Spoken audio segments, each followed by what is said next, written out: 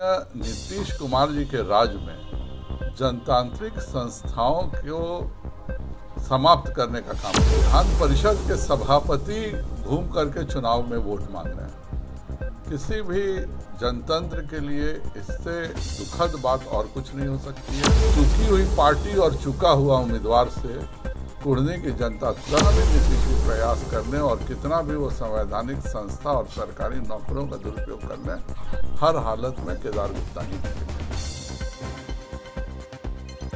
आज सुबह मुजफ्फरपुर में ही मैं था और माननीय नीतीश कुमार जी के राज में जनतांत्रिक संस्थाओं को समाप्त करने का काम किया जा रहा है। आज अखबार की सुर्खियों में है कि विधान परिषद के सभापति घूम करके चुनाव में वोट मांग रहे हैं। किसी भी जनतंत्र के लिए इससे दुखद बात और कुछ नहीं हो सकती है कि विधानसभा और विधान परिषद का जो सभापति और अध्यक्ष होते हैं, जरूर वह राजनीतिक पार्टी से आते हैं, लेकिन एक बार वह अपना पदभार ग्रहण करने के बाद वह गैर राजनीतिक हो जाते हैं। पहली बार यह देखने को मिल रहा है कि विधान परिषद के सभापति, और मैं भी उनकी काफ़ी इज्जत करता हूँ, सुलझे हुए व्यक्ति हैं, तो जाहिर बात है कि यह नीतीश कुमार जी के प्रभाव में या नीतीश कुमार जी के प्रेशर का नतीजा है, या जिसके कारण से विधान परिषद के सभापति अगर चुनाव में वोट मांगेंगे तो जनतंत्र के लिए इससे दुखद बात और बिहार के लिए इससे शर्मनाक बात कुछ भी नहीं हो सकती है। कल से मैं विधानसभा में घूम रहा हूँ कुढ़नी में, लगातार इस बात की सूचना भी मुझे मिल रही है कि नीतीश कुमार जी अपने अफसरों के द्वारा कहीं पर टोला सेवकों पर, विकास मित्र पर, अन्य इस तरह के जो बेचारे संविदा आधारित कर्मी हैं, उन पर लगातार दबाव बनाया जा रहा है कि आपको जदयू के लिए वोट देना है और दिलवाना है। यह स्थिति बहुत ही शर्मनाक है। वादा यह हुआ था कि बिहार में जब महागठबंधन की सरकार आएगी तो सभी संविदा कर्मियों को परमानेंट सरकारी नौकरी मिलेगी, और आज जब सरकार बन चुकी है महागठबंधन की, तब संविदा कर्मी जो हमारे टोलों में रहते हैं, जो कृषि समन्वयक रहते हैं, उनको परमानेंट स्थायी नौकरी के बदले उन पर इस तरह का दबाव दे करके सरकारी एजेंट के रूप में काम कराना बहुत ही दुखद है। हम इस बात की सूचना और शिकायत दोनों चुनाव आयोग से करने जा रहे हैं। नीतीश कुमार जी साजिश करके यह जरूर किए कि वह राजद से समझा करके और साजिश करके जदयू में टिकट लाने में तो सफल हो गए, लेकिन कुढ़नी की जनता भारतीय जनता पार्टी के प्रति इतने ज़्यादा मतों से जिताएगी कि यह अपने आप में एक इतिहास बनेगा।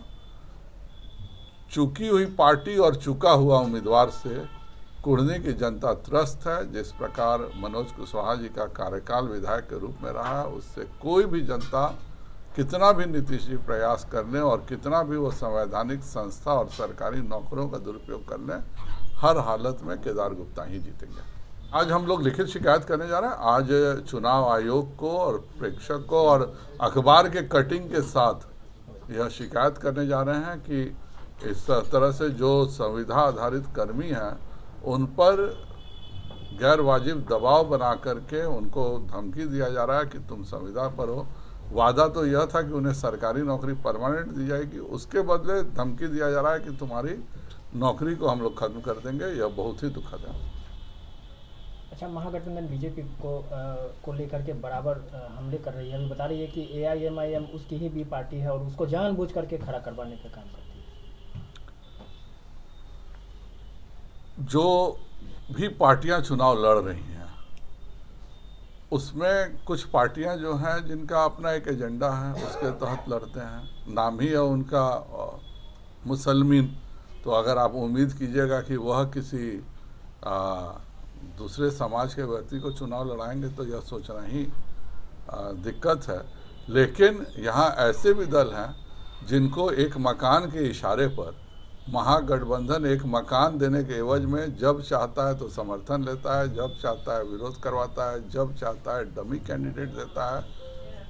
उनको बताना चाहिए कि किस परिस्थिति में एक मकान के कीमत पर कभी समर्थन करवाते हैं, कभी डमी कैंडिडेट भाजपा का वोट काटने के लिए करवाते हैं। जनता इस तरह की बातों को खूब समझती है। चुनाव भाजपा भारी बहुमत से जीतेगी और डमी कैंडिडेट कोई काम नहीं आएंगे। वो तो कह रहे हैं कि दिमागी हालत ठीक नहीं है, आप पर आरोप लगा रहे हैं लगातार। कोई बात नहीं है, वो तो उनका स्वभाव है। मैं किसी व्यक्ति पर टिप्पणी नहीं करता हूँ, लेकिन कोई भी व्यक्ति, अगर आप दोनों उप मुख्यमंत्री को नोटिस देते हैं कि हर कीमत पर आपको मकान खाली करना पड़ेगा, नहीं तो आप पर हम 30 गुना फाइन करेंगे, तो यह नियम इस पर भी लगना चाहिए कि जदयू के प्रदेश अध्यक्ष क्यों विधायक निवास में रहते हैं। आरसीपी जी का आपने बहुत बड़ा प्रचार किया था बंगला खाली कराने का, पर वह उसके पहले किस नाते उस बंगले में रहते थे, यह जवाब तो नीतीश कुमार ने नहीं दिया। तो नीतीश कुमार जी सरकारी बंगलों का उपयोग अपने सुविधा के लिए करते हैं। जब भवन निर्माण मंत्री का कहना है कि मुकेश सहनी को भी नोटिस गया है, उन पर भी। मैं किसी व्यक्ति पर बात ही नहीं कर रहा हूँ। नियम सभी के लिए लगना चाहिए, लेकिन नियम का दुरुपयोग हो रहा है। माननीय दोनों मेरे पूर्व उप मुख्यमंत्री सम्मानित विधायक हैं, जब तक आप उनको मकान नहीं देते हैं, दूसरा आप उनको खाली करने का आदेश कैसे दे सकते हैं? यह न पद की गरिमा है और न कार्य करने की गरिमा है। सर, विधान परिषद के सभापति जो चुनाव प्रचार लेकर, इसकी भी शिकायत आयोग को करेंगे? इसकी शिकायत निश्चित तौर पर आज मैं चुनाव आयोग को भारतीय जनता पार्टी पटना में करने जा रही है। यह संवैधानिक मर्यादाओं का खुलेआम उल्लंघन है और बाकायदा अखबार में इसको देना, सोशल मीडिया में देना, यह भी बताता है कि किसी भी संवैधानिक पद की गरिमा नहीं है।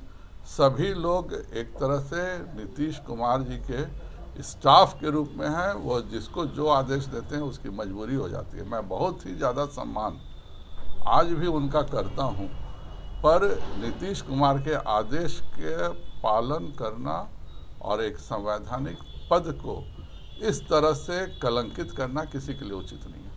जब से महागठबंधन की सरकार आई है, तब से खुद अभी का डाटा देखिए, 1,68,000 टन यूरिया बिहार सरकार के पास उपलब्ध है। उसके बाद भी यूरिया का हाहाकार मचा हुआ है। मैंने पहले ही कहा था कि जैसे अगस्त में सरकार बदली, पूरे का पूरा कृषि पदाधिकारी सरकार के मर्जी से किसानों पर अत्याचार, किसानों का दोहन, यूरिया की ब्लैक मार्केटिंग, एक्सपायरी बीज का वितरण, यह सब कर रहा है। कृषि मंत्री बेचारे मूक दर्शक बने हुए हैं, क्योंकि अगर कहीं वह एक भी एक्शन कृषि पदाधिकारी पे लेने को सोचेंगे भी, तो उनका वही हश्र होगा जो सुधाकर सिंह का हुआ था।